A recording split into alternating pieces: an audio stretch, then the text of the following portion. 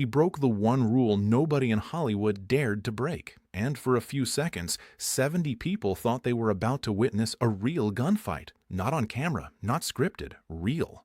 Because in August 1973, on a locked Warner Brothers soundstage, when John Wayne said, "closed set," it meant closed. No visitors, no exceptions, no second chances.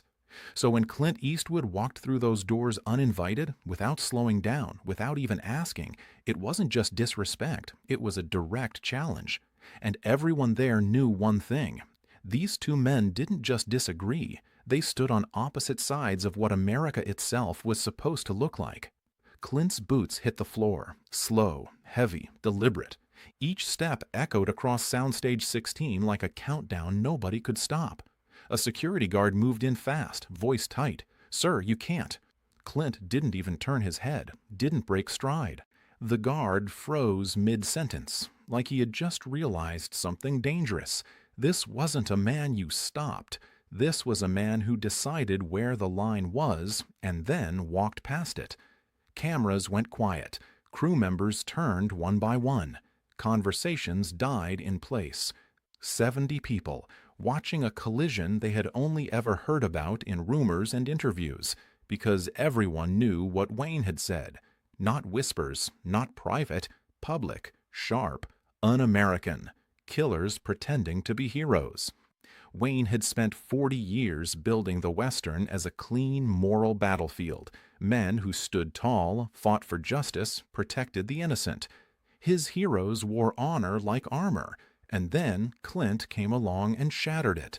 His characters didn't save towns, they survived them. Didn't protect innocence, they exposed its fragility. They weren't heroes, they were something harder to define. And Wayne hated that, loudly, personally. He even wrote Clint a letter, asked him to stop, asked him to think about what he was doing to the genre, to the image of America itself. Clint never replied, not once, until now. Now he was walking straight toward him, and when Wayne turned, everything tightened. His chair scraped back, slow, controlled, but final. He stood, full height, full presence, filling the space without moving forward. 66 years old, one lung weakened by cancer, but still built like something carved out of the land itself. You didn't ignore a man like that. You felt him. Clint stopped 10 feet away, not closer, not farther. The distance wasn't random. It was respect without submission, a line drawn without words. For a split second, nobody breathed. You could hear fabric shift. Someone in the back took a half step back. Instinct, fear, anticipation. Wayne spoke first, low, heavy, final. "This is a closed set, Eastwood." The words didn't echo, but they landed. Clint didn't blank. "I know." A pause, just long enough to stretch tension to the edge. "That's why I came." The air changed, sharper now. Wayne's eyes narrowed. Not confusion, not surprise, evaluation. "You got something to say to me?" Clint's hand moved, slow, deliberate, and in that exact moment, the entire room leaned forward without realizing it. Because of course they did, because this was the man who solved problems with violence on screen. Someone near the camera rig actually stepped back. Another crew member held his breath so long it started to hurt. Clint reached inside his jacket. Time slowed. Then he pulled something out. Not a weapon, a bottle. Tequila. Top shelf. The kind Wayne liked. Clint held it out between them, steady as stone. The tension didn't break. It shifted. Wayne didn't take it. Not yet. Just stared. Waiting. Testing. Clint spoke, voice calm, controlled, like every word had already been decided before he walked in. "I read your letter." A beat. Didn't answer. Didn't know what to say. No defense. No excuse. That alone unsettled the room, because this wasn't how confrontations worked. "But I've been thinking about it." Another pause. Longer this time. He made sure Wayne heard him. Made sure because this wasn't how confrontations worked. "But I've been thinking about it." Another pause. Longer this time. He made sure Wayne heard him, made sure this wasn't wasted. You're right. That word hit harder than anything else so far. No one expected it. Not from him, not here. We make different kinds of westerns. Still no reaction from Wayne, but something behind his eyes shifted, slight, almost invisible. You make yours, I make mine. A breath, then the turn, the one that changed everything. But I wouldn't be making any of them if it wasn't for you. Silence. Not tension this time. Something deeper, something heavier. Clint didn't look away. I grew up watching your films. Stagecoach, Red River, The Searchers. That's why I'm here. The bottle stayed extended, not as a gift, as a statement. Everything I do, even the parts you don't like, it comes from what you built. Now something cracked. Not loud, not obvious, but real. Wayne looked at the bottle, then at Clint, then back again. His jaw shifted slightly. The tension in his shoulders eased, just a fraction. And then he laughed. Deep, real, unexpected. It rolled through the soundstage like thunder after a storm. Crew members exhaled all at once, like they had just been released from something they didn't understand. Wayne stepped forward and took the bottle. "You got some nerve, kid," he said, a hint of a grin breaking through. "Walking onto my set like this?" Clint's expression didn't change much, but there was something there now, subtle, earned. "Figured you'd respect that." Wayne studied him, not as an enemy, not as a rival, as something else, something he hadn't allowed himself to see before. "You really watched my pictures?" Clint nodded once. "Every chance I got." A beat. Then Wayne said something nobody in that room expected to hear. "I've seen yours, too." The room leaned in again. "And I don't like them." Straight, honest, but no longer hostile. "Too dark. Too violent. Your hero ain't much of a hero." A pause. Then the shift that changed everything. "But." That word hung heavier than anything before it. "You know what you're doing." That was it. No apology, no agreement, just respect. Clean, undeniable. Clint nodded once. "That's all I needed." And just like that, the war ended before it began. But what happened next, what those two men said when the set was cleared, when the crew was sent out, when it was just them, 2 chairs and 1 bottle of tequila, that part never made the headlines. And it's the part that changed everything. The door closed. And just like that, the entire world was pushed outside. 70 witnesses, gone. Cameras, silent. Lights, still burning, but now they felt different, heavier, like they were illuminating something they were never meant to see. On Soundstage 16, August 1973, it was no longer a set. It was a room with 2 men, 2 chairs, and a bottle of tequila sitting between them like a loaded weapon nobody had fired yet. John Wayne didn't sit immediately. He stayed standing for a second longer, studying Clint Eastwood the way a man studies something he's misjudged. Not suspicion anymore, not anger. Something sharper, curiosity mixed with restraint. Then he pulled the chair back and sat down slow, controlled, like he was choosing to lower the tension rather than let it drop. Clint sat across from him without a word. No rush, no awkwardness, just presence. The kind of silence that isn't empty. It's full of everything neither man has said yet. Wayne picked up the bottle, turned it slightly, reading the label even though he already knew what it was. A small gesture, buying time, or maybe deciding how to begin. "You didn't come all this way just to hand me a drink," he said finally, voice quieter now, but heavier. Clint leaned back slightly, eyes steady. "No." A pause. "I came because you were right about one thing." That pulled Wayne's attention instantly. Not defensive, not aggressive, just locked in. Clint continued, voice calm but sharper now, like he was finally stepping into the real reason he was there. "What we're doing with Western, it matters." Wayne's fingers tightened slightly around the glass Pepper had left earlier. Not anger, recognition. That word hit something deeper than criticism ever could. "You think I don't know that?" Wayne said. but there was no bite in it now. Clint didn't react, didn't push. I think you care about it more than anyone. That landed, harder than anything before, because it wasn't flattery. It was truth, and truth is harder to reject. Wayne poured the tequila, 2 glasses, no toast yet, just the sound of liquid filling space between them. Then why tear it apart? Wayne asked. Straight, no filters. This was the real question, the one behind the interviews, the letters, the years of criticism. Clint didn't answer immediately. He let the silence stretch just enough to make the answer matter. I'm not tearing it apart, he said finally. I'm showing the part you left out. The air shifted again, not hostile, but charged. Wayne leaned forward slightly now, engaged. And what part is that? Clint's eyes didn't move. The cost. One word, but it hit like a bullet. Wayne didn't speak, didn't interrupt. Clint continued, voice lower now, more personal. Your heroes ride into town, fix everything, ride out clean. A beat. But that's not how it was.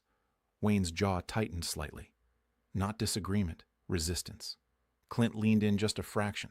Men like that, they don't leave clean. Silence again. Heavy now. Wayne picked up his glass. Didn't drink yet, just held it. Thinking.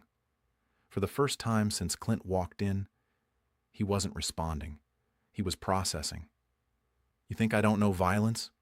Wayne said finally, voice quieter than before. Not defensive, not loud, just real. Clint shook his head slightly. I think you chose what to show. That was it. That was the line that could have broken everything. But it didn't, because Wayne didn't explode, didn't stand up, didn't shut it down. Instead, he exhaled slowly, long, controlled, like a man letting go of something he'd been holding on to for years. He lifted the glass, took a sip, then looked back at Clint with something new in his eyes. Not anger, not judgment, understanding. You're not wrong, Wayne said quietly. And in that moment, something shifted permanently, because that wasn't agreement. That was acceptance. A crack in a belief built over decades. Wayne leaned back now, studying Clint differently. Not as opposition, but as continuation. I spent my whole life showing people what they should be, Wayne said. Clint didn't interrupt. You're showing them what they are. Another silence. But this one wasn't heavy. It was balanced. 2 truths sitting across from each other, finally acknowledged. Wayne let out a small breath. Almost a laugh, but not quite. Hell of a way to run a genre. Clint's mouth moved slightly, almost a smile. Only way I know. Wayne looked at him for a long moment, then slowly raised his glass. Not dramatic, not performative, just simple, honest. To Westerns, Clint picked up his glass, met his eyes. To Westerns, they drank, and in that quiet moment, no cameras, no audience, no headlines. The war ended, not because one man won, but because both finally understood what the other was fighting for. But what happened after that conversation? The way it changed everything, not just between them, but in the way the world saw Westerns. That's where the story gets even bigger. When the door opened again, nobody rushed back in. They waited, because something had changed inside that room, and even from the outside they could feel it. The air wasn't tight anymore, it wasn't sharp, it was lighter. Then John Wayne stepped out first. Not fast, not slow, just steady. But his face was different. The hardness was gone. The edge that had been there all morning softened. And behind him, Clint Eastwood followed, calm as ever. But now there was something else in his presence. Not tension, not defiance, recognition. The crew noticed immediately. They didn't speak it. They didn't need to. You could see it in the way shoulders relaxed, in the way people exhaled without realizing they had been holding it in for nearly an hour. Because whatever had happened behind that door, it hadn't exploded. It had transformed. Wayne turned slightly toward Clint, gestured toward the exit. Not dismissive, not polite. Personal. He walked him out himself. That alone told everyone everything they needed to know. This wasn't a standoff anymore. This was something else entirely. At the door, they stopped. No crowd close enough to hear, no microphones, just two men finishing something that had started years before in interviews, letters, and silence. Wayne extended his hand. Firm, direct. Clint took it the same way. No hesitation, no performance, just contact. Real, grounded. "I'll remember that," Clint said quietly. Not loud enough for the room, but enough for Wayne. Wayne gave that crooked half-smile, the one audiences had trusted for decades. "You better." A beat. Then Clint turned and walked out. No look back at the crew. No pause. Just gone. And for a moment, nobody moved. Then Wayne turned back toward the set. But the man who walked back in wasn't the same one who had stood up from that chair an hour earlier. The difference wasn't loud. It never is. It showed in the small things. The way he spoke to the crew, calmer. The way he gave direction, patient. The way he looked at the scene they were about to shoot, like he was seeing it from a slightly different angle now. Something had shifted. Not his identity, not his beliefs, but his understanding. And that shift, it didn't stay on that soundstage. It followed him. Interviews changed, subtle at first. When reporters pushed him about Clint, about those un-American films, Wayne didn't attack anymore. He didn't repeat the old lines. He paused, chose his words. "We make different pictures," he'd say. Simple, clean. But behind that sentence was something nobody could fully explain, because they hadn't been in that room. They hadn't seen the moment respect replaced resistance. Years passed. And then came June 11th, 1979. The day Hollywood lost John Wayne. The cameras were there. The press. The noise. The public grief. But somewhere in the back, almost invisible, Clint sat alone. No statement, no speech, no need to be seen. He stayed longer than most. Long after the headlines had been written. Long after the important people had left. Just sitting there. Quiet, present, paying respect the same way he had given it years earlier, directly, without performance. And maybe that's where the real ending lives. Not in the handshake, not in the tequila, but in what came after. Because in 1992, nearly 2 decades after that closed-door conversation, Clint released Unforgiven, a Western, but not the kind Wayne built, and not the kind Clint used to make either. Something else, something heavier, a story about what happens after the legend, after the gunfights, after the glory fades. A man carrying the weight of everything he's done. No clean endings, no simple heroes, just consequences. It was everything Wayne had resisted, and yet, somehow, everything he had made possible. Because that film didn't erase Wayne's world. It stood on top of it, questioned it, completed it. And maybe, just maybe, that's what changed on that soundstage in 1973. Not opinions, not styles, but perspective. 2 men who never agreed, learning they didn't have to. That respect didn't require surrender. That disagreement didn't require distance. That legacy isn't about who was right. It's about who was willing to see the other side without losing their own. So now I'll ask you something. And be honest. If you were standing on that set that day, watching that moment unfold, would you have chosen pride or respect? And where are you watching this from right now?